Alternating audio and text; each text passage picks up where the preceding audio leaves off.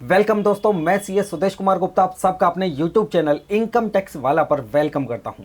आज की वीडियो में हम लोग बात करेंगे कि किसी भी एक नॉन रेसिडेंट पर्सन को, एनआरआई को, इंडिया में कंपनी बनाने के लिए कौन कौन से डॉक्यूमेंट की रिक्वायरमेंट होती है, क्योंकि डॉक्यूमेंट बहुत स्पेसिफिक और कॉम्प्लिकेटेड हो जाते हैं इस केस में कि अगर कोई फॉरेन नेशनल इंडिया में कंपनी बनाना चाहता है तो।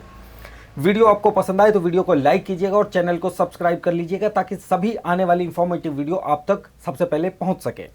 तो अब बात शुरू करते हैं कि कौन ऐसा पर्सन है जो कि इंडिया में कंपनी बना सकता है। देखिए, एक है फॉरेन नेशनल, दूसरा है कोई भी ऐसी कंपनी जो पहले से इंडिया के बाहर कहीं रजिस्टर्ड हो और वो कंपनी इंडिया में एक बिजनेस शुरू करने के लिए कंपनी बनाना चाहती है।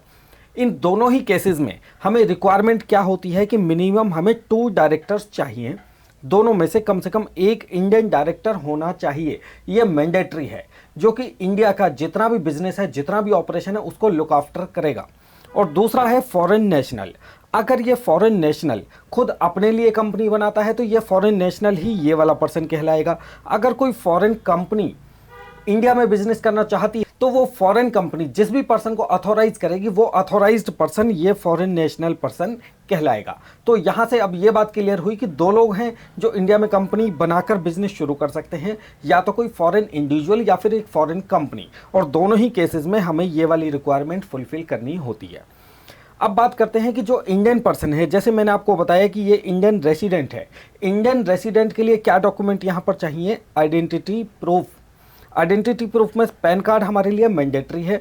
इसके अलावा आधार कार्ड, ड्राइविंग लाइसेंस, पासपोर्ट और वोटर आईडी कार्ड, इन चारों डॉक्यूमेंट में से कोई भी एक डॉक्यूमेंट हमें चाहिए, एनी वन डॉक्यूमेंट।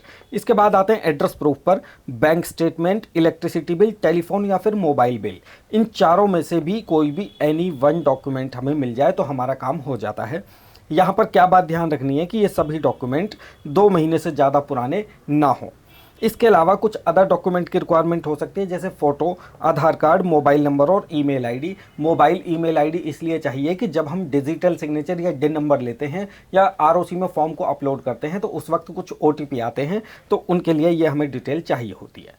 अब बात करते हैं कि जो फॉरेन नेशनल है या फिर फॉरेन कंपनी का जो अथॉराइज पर्सन है उसके लिए क्या डॉक्यूमेंट चाहिए। यहीं पर सबसे बड़ा पेच फंसता है। इनके लिए हमें क्या डॉक्यूमेंट चाहिए? Identity proof. अब क्योंकि वो फॉरेन नेशनल है तो ऑब्वियसली उसके पास एक पासपोर्ट होगा किसी भी दूसरी कंट्री का जो कि इंडिया का नहीं हो। इसके अलावा एक चाहिए हमें लोकल सिटीजनशिप कार्ड, यानी सपोज मिस्टर एक्स है वो जापान का रहने वाला है तो जापान का जो सिटीजनशिप कार्ड है वो हमें चाहिए। जैसे इंडिया में एक आधार कार्ड होता है, इसी तरीके से हर एक कंट्री का अपना एक सिटीजनशिप कार्ड होता है। इसके अलावा हमें चाहिए एड्रेस प्रूफ। एड्रेस प्रूफ में driving licence, bank statement, electricity bill, telephone या मोबाइल बिल। अब यहाँ पर देखना क्या है कि ये भी सभी चीज़ें हमें 2 महीने से ज़्यादा पुरानी नहीं होनी चाहिए, और ये जो बैंक स्टेटमेंट है ये कम से कम हमें 6 महीने की चाहिए। इसके अलावा कुछ अदर डॉक्यूमेंट हैं, जैसे passport size photograph, contact detail और ईमेल आईडी। अभी तक जो भी हमने डॉक्यूमेंट देखे ये सारे लगभग ऐसे ही डॉक्यूमेंट थे जो कि एक इंडियन पर्सन के केस में चाहिए होते हैं। अब स्पेसिफिक क्या है इस केस के अंदर कि एक डिक्लेरेशन हमें चाहिए उस फॉरेन नेशनल से। डिक्लेरेशन में क्या होगा? दैट द एप्लीकेंट, एप्लीकेंट कौन है? फॉरेन नेशनल या जो एनआरआई है, is not disqualified from being a director in India, कि वो इंडिया में डायरेक्टर होने के लिए डिस्क्वालीफाइड नहीं है। ये एक सेल्फ डिक्लेरेशन है और इसी को ही इंडियन गवर्नमेंट मान लेती है। इसके अलावा उसी डिक्लेरेशन के अंदर क्या लिखा होगा कि उसके पास कोई इंडियन पैन कार्ड नहीं है। अब बात करते हैं विटनेस के डॉक्यूमेंट की। विटनेस का क्या रोल होता है एक कंपनी को इनकॉर्पोरेट करने में? देखिए, जब कोई कंपनी इंडिया में रजिस्टर होती है तो अगर सभी डायरेक्टर इंडियन रेसिडेंट हैं तब तो हमें ये विटनेस नहीं चाहिए होती है, क्योंकि जो कंपनी बनाता है, जैसे मेरे जैसे professional chartered accountant, company secretary या cost and work accountant CWA, वो खुद ही अपनी विटनेस देते हैं कि ये सारे सिग्नेचर, सभी चीज़ें वैलिड है और हमारे सामने हुई हैं। लेकिन जो फॉरेन नेशनल है उस केस में जो विटनेस होता है वो हम लोग नहीं दे सकते। क्यों नहीं दे सकते? क्योंकि ना तो हम लोग उसको इस तरीके से जानते हैं, पर्सनली जानते हैं, ना कभी वो हमारे सामने प्रेजेंट हुआ है। तो उस केस में विटनेस की रिक्वायरमेंट होती है कि जब MOA यानी मेमोरेंडम ऑफ एसोसिएशन या आर्टिकल ऑफ एसोसिएशन को जब हम फॉर्म को फिल करते हैं उस वक्त एक विटनेस लगती है। वो विटनेस, ये वाला विटनेस बनेगा उस केस के अंदर, हम लोग नहीं बन सकते। तो इस विटनेस के लिए भी ये सभी डॉक्यूमेंट हमें चाहिए होते हैं, जो कि एक फॉरेन नेशनल के केस में चाहिए होते हैं।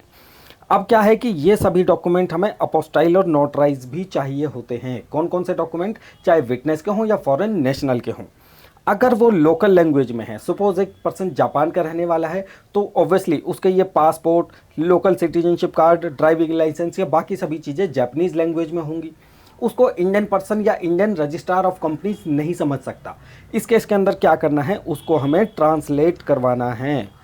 क्या कराना है दोस्तों, ट्रांसलेट। किस लैंग्वेज में, या तो इंग्लिश में या फिर हिंदी के अंदर। ट्रांसलेटर हर एक कंट्री के अंदर मिलते हैं। वो ट्रांसलेटर अपनी लेटर हेड के ऊपर उन सभी डॉक्यूमेंट को, जितने भी ये लिस्ट है डॉक्यूमेंट की, इन सभी को ट्रांसलेट करके देगा कि इसके अंदर ये बातें लिखी हुई है, ये चीज़ें इसके अंदर हैं। जब ये ट्रांसलेट हो जाएंगे तो इन सभी डॉक्यूमेंट को प्लस जो ट्रांसलेटर ने अपने डॉक्यूमेंट बना के दिए, इन सभी को हम अपोस्टाइल करेंगे और नोटराइज भी कराएंगे उसी कंट्री से जिस कंट्री का वो रहने वाला है। अगर वो डॉक्यूमेंट हिंदी या इंग्लिश के अंदर हैं उस फॉरेन नेशनल के, तो हमें ट्रांसलेटर से ट्रांसलेट नहीं कराना, लेकिन अपोस्टाइल और नोटराइज फिर भी कराना मैंडेटरी है। अब बात करते हैं कुछ एक अदर डॉक्यूमेंट की। क्या है कि जो MOA होता है या आर्टिकल ऑफ एसोसिएशन होता है, इसके अंदर उस फॉरेन नेशनल की डिटेल जाती है। अब जब तक वो साइन यहाँ पर नहीं करेगा तब तक ये डॉक्यूमेंट प्रिपेयर नहीं हो सकते। इसलिए फाइनल अपलोड करने से पहले MOA और आर्टिकल ऑफ एसोसिएशन को प्रिपेयर किया जाता है। प्रिपेयर करने के बाद उस फॉरेन नेशनल के पास भेजे जाते हैं ताकि वो इन पर अपने साइन करे और विटनेस के भी साइन कराए। उसके बाद इसकी PDF फॉर्म है, जो PDF कॉपी है, वो फॉर्म्स के साथ अटैच होकर इंडिया में रजिस्ट्रार ऑफ कंपनीज के पास फाइल होती है। और ये MOA और आर्टिकल एसोसिएशन भी अपोस्टाइल और नोटराइज होने चाहिए। तो अभी तक तो दोस्तों मैंने बात की कि जब कोई एक फॉरेन नेशनल, कोई भी फॉरेन इंडिविजुअल किसी इंडियन पर्सन के साथ मिलकर इंडिया में बिजनेस शुरू करना चाहता है तो उसको किस डॉक्यूमेंट की या किन किन डॉक्यूमेंट की रिक्वायरमेंट होती है। अब मैं बात करता हूं कि जब एक फॉरेन कंपनी जो पहले से भारत के बाहर कहीं रजिस्टर्ड है, वो इंडिया में बिजनेस शुरू करना चाहती है, तो उस केस में क्या डॉक्यूमेंट हमें चाहिए। जितने डॉक्यूमेंट मैंने आपको अभी तक ये वाले डॉक्यूमेंट बताए, ये सभी डॉक्यूमेंट तो हमें चाहिए उस इंडिविजुअल पर्सन के। तो अब जो फॉरेन में कंपनी बनी हुई है उसके लिए हमें क्या चाहिए, सबसे पहले एक रेजोल्यूशन।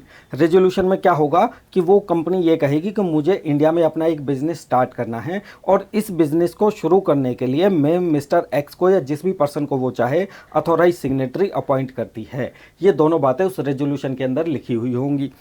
इसके अलावा जो फॉरेन में ऑलरेडी कंपनी रजिस्टर्ड है उस कंपनी के मेमोरेंडम, आर्टिकल और सर्टिफिकेट ऑफ इनकॉर्पोरेशन, ये भी हमें चाहिए। प्लस अगर ये डॉक्यूमेंट नहीं है, जैसे इंडिया में तो ये सभी चीज़ें चलती हैं, लेकिन हो सकता है कि किसी दूसरी कंट्री में इन डॉक्यूमेंट को किसी और नाम से बुलाते हों।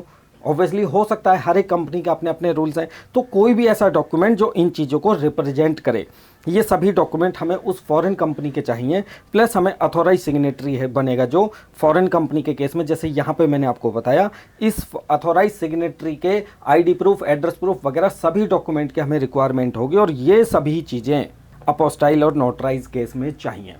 तो दोस्तों ये थी एक कंप्लीट वीडियो की किन किन डॉक्यूमेंट की रिक्वायरमेंट होती है। इन केस कि आपको इंडिया में कंपनी इनकॉर्पोरेट करनी हो तो आप हमारी सर्विसेज अवेल कर सकते हैं। नंबर नीचे डिस्प्ले में आपके सामने आए हुए हैं और आपका कोई डाउट हो तो आप कमेंट सेक्शन में लिखना, मैं और मेरी टीम आपको रिप्लाई जरूर करेगी। मिलते हैं आपसे अगली वीडियो में, तब तक के लिए नमस्ते।